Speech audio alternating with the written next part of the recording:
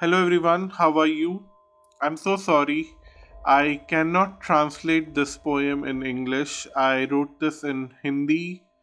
It's a product when I was in a very deep state of misery, and I just wanted to explain myself, my whole life, and this is what came out of the whole process.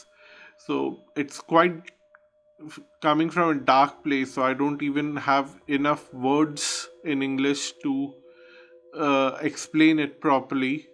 So I thought I'll post it in Hindi for anyone who understands Hindi can appreciate it. नमस्ते. ये कविता मैंने उस समय लिखी जब मैं बहुत विचलित था और अपने अनुभवों को समझने की कोशिश कर रहा था। ज़िंदगी के और अपने जीवन के अनुभवों को मैं समझने की कोशिश कर रहा था। तब ये कविता निकली मेरे दिमाग से। इसका शीर्षक है क्या कहूँ तुम्हें, शव या शिव। क्या कहूँ मैं तुम्हें, शव या शिव।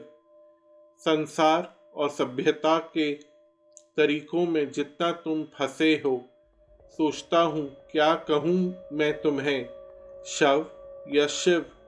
जितना तुम दूसरों को करुणा दिखाते हो, जितना तुम दूसरों पर निर्भर करते हो, जितना तुम दूसरों पर अभिमान दिखाते हो, सोचता हूँ मैं क्या कहूँ तुम्हें, शव या शिव। शिव बनने के लिए शव को समझना आवश्यक है। रोज जीते हुए मरना आवश्यक है। शिव बनने के लिए शव बनना आवश्यक है।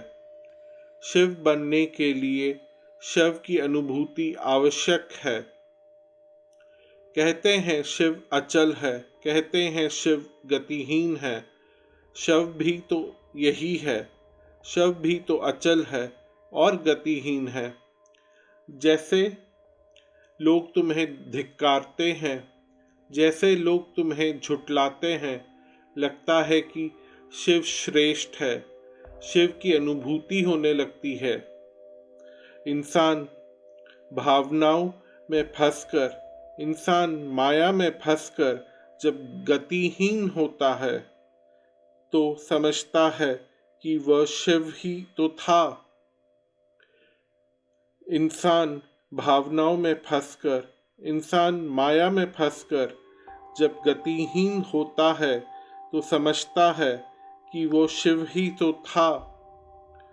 इस संसार के भावनाओं में क्या रखा है, इस संसार के भावनाओं में क्या रखा है, इस संसार की माया में क्या रखा है।